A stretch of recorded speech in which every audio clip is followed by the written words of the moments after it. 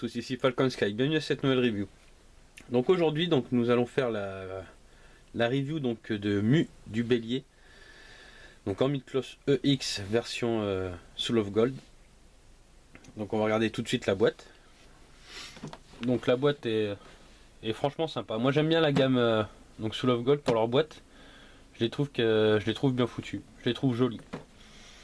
Donc le dessus je trouve voilà. Il est pas mal aussi. Mais c'est vrai qu'à exposer les boîtes, je pense que ça pourrait être pas mal. Donc là on voit le perso. Hein. Voilà quelques poses avec ses ailes et tout ça. Cette pose elle est vraiment terrible. J'essaierai peut-être de faire celle-là parce que franchement elle me plaît beaucoup. Donc après les visages. Bon, je la découvre en même temps que vous. Hein. Je viens juste de la sortir du carton.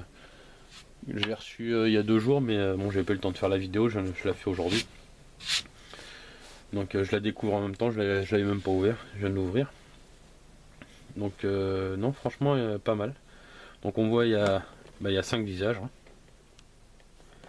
Le totem en plus grand, et le dessous, même sur le dessous il y a eu un effort de fait. Franchement c'est pas mal. Donc on va l'ouvrir. Hop, le petit cutter.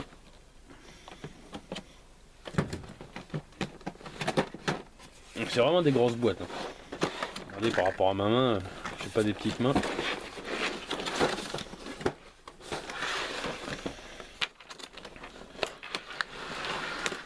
Hop. Faire attention à la boîte. Donc le premier étage, le perso avec quelques pièces d'armure. Ça fait un peu vite d'ailleurs.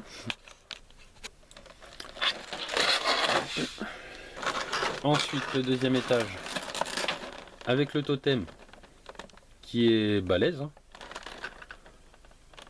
C'est un sacré totem. Putain, ouais, il est énorme.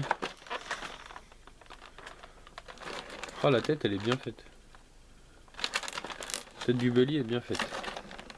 Donc, voilà les chevelures, les visages, donc les 4 là plus toute la figurine.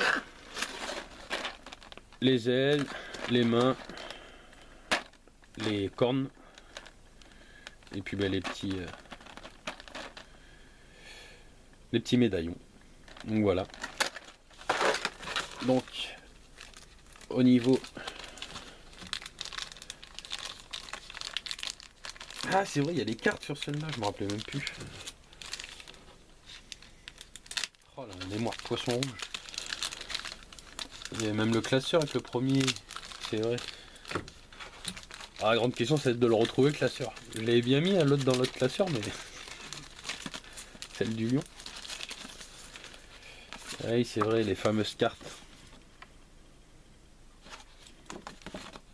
Bon c'est pas grand chose mais c'est pas mal je trouve, c'est un petit plus. Et puis la notice, hein. Bon ça, toujours les mêmes notices hein, chez Bandai. Et donc là, la petite description des médaillons en fait. Voilà, rien d'autre. Donc comme d'hab, hein, je fais le montage et puis on se retrouve après pour mon avis. A tout de suite. On se retrouve, montage terminé. Donc niveau du montage, ça a été. Il n'y a pas toujours ces cornes, hein, les cornes du bélier qui sautent un peu. Bon, ça on est habitué. Après il y a les mains qui tiennent pas trop. Donc le lion, si je me rappelle bien, je crois qu'il n'y avait eu aucun souci dessus, c'était monté nickel. Bon, ça se trouve je dis des grosses conneries, mais il me semble que le lion non, ça s'était bien monté. Bon cela c'est bien monté aussi, mais à part les mains qui sautent et les cornes, ça devient vite énervant. Donc sinon en elle-même la figurine elle est pas mal. Franchement elle est jolie, hein, dans la même lignée que le lion. Donc ça rend vachement bien avec les ailes derrière et tout ça. Donc moi j'ai mis cette position parce que c'est une position qui me plaît bien. Donc pour aller sur le décor que j'ai dans ma vitrine ça ira bien.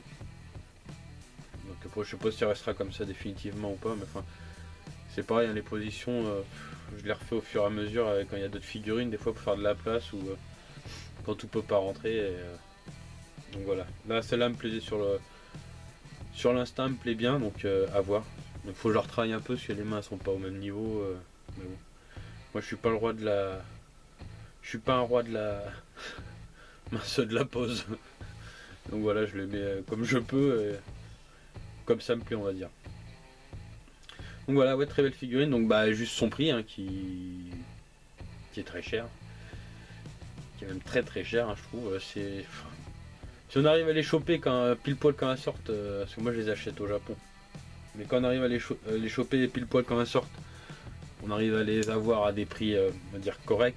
Donc là par exemple j'ai réussi à en avoir une, donc c'était c'est laquelle le dernier qui est sorti? C'est le cancer.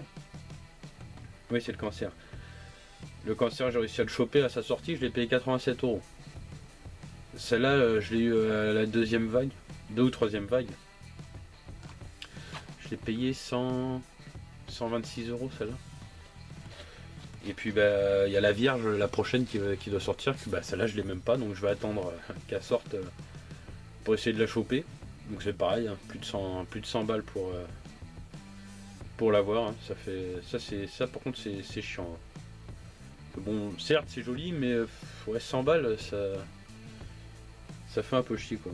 Mais bon, moi je l'aimais parce que voilà, je les trouve belles et puis c'est une X surtout, donc voilà. C'est la nouvelle série.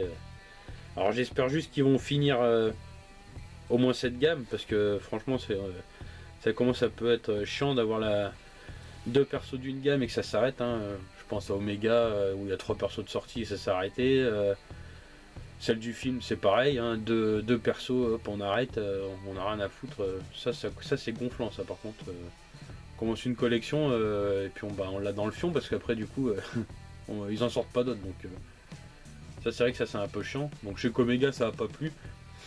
Donc bon certes mais après il y a moyen. Je pense que Bandai il serait assez intelligent peut-être pour essayer de faire des commandes comment dire qui propose à la vente la figurine. Les gens ils achètent, même s'il faut la payer la figurine, ils l'achètent et puis après ils fabriquent le nombre de modèles qu'ils ont vendus. Donc certes c'est vrai que les moules et tout ça coûte cher à fabriquer, donc il faudrait quand même en vendre pas mal. Mais il y a quand même quelques personnes qui ont bien aimé Omega et qui en ont acheté. Hein. Donc, je pense qu'ils sont lâchés vachement sur le départ des figurines, ils ont cru que ça allait faire un carton et ils se sont bien ramassés. Donc ça les a freinés. Et donc du coup bah, c'est pour ça qu'avec ceux-là aussi bon, on se tape des prix de dingue parce qu'ils en fabriquent pas beaucoup. Ils en fabriquent pas beaucoup donc du coup bah, les prix s'envolent. Hein. Les magasins bah, ils le font. Hein. Ils disent bah, nous on n'a pas beaucoup donc c'est le problème de l'offre et de la demande. Voilà. Donc bah, c'est toujours le collectionneur qui paye. Donc voilà. Mon petit coup de gueule. Non, sur ce c'est une belle figurine. Il n'y a rien à dire, bon, à part comme le prix, comme je vous disais. Hein. Mais sinon, ça reste une belle figure. Franchement, c'est une belle gamme. Moi, j'aime beaucoup ces armures-là. Les armures divines, on va dire. Ces armures divines, franchement, elles sont bien faites. Elles sont bien réussies. Impeccables. Donc après, à voir ce que ça va donner aussi en pirate. Donc là j'ai vu que pour le Lion ils en sortaient, donc je sais plus quel fabricant c'est, parce que c'est pareil, à chaque fois qu'il y a une nouvelle gamme ça change de nom, mais alors je sais plus si c'est pas Galactic Nebula qui a lancé une gamme donc en métal, donc du Lion, où il y a le personnage du Lion, donc en armure comme ça, il y a le perso en civil, avec sa Pandora Box, et le totem.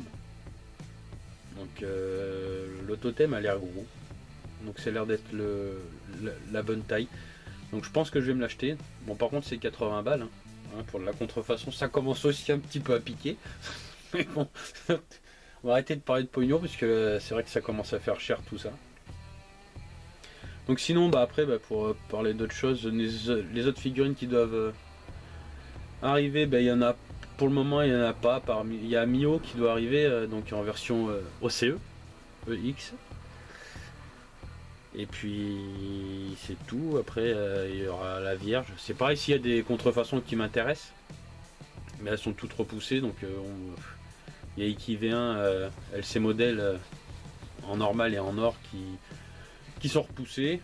Là, juste avant de commencer la vidéo, j'ai été faire un tour sur le bon coin, j'ai vu qu'il sortait Shun et Yoga en version OCE, en version or, mais c'est du Galactic Nebula, donc à savoir si ça va être du plastique ou la gamme métal. On a vu ça va être gamme plastique, donc à voir ce que ça va donner aussi. Oui, c'est même sûr que c'est gamme plastique parce qu'ils les avaient sortis ces deux-là en normal. Donc là, c'est des packs. Donc il y a un pack or, donc en version or, et un pack en version OCE. Donc ça peut être pas mal aussi, ça je me le prendrai. Mais bon, les sorties sont pas vraiment officielles, donc ça change tout le temps les dates. Donc voilà, vous verrez bien ce qui viendra comme vidéo sur ce que je reçois. Donc voilà. Voilà, j'arrête de raconter ma vie. En tout cas, je vous remercie de m'avoir regardé. Je vous souhaite à tous une bonne journée ou une bonne soirée. Puis je vous dis à la prochaine pour une prochaine review. Salut!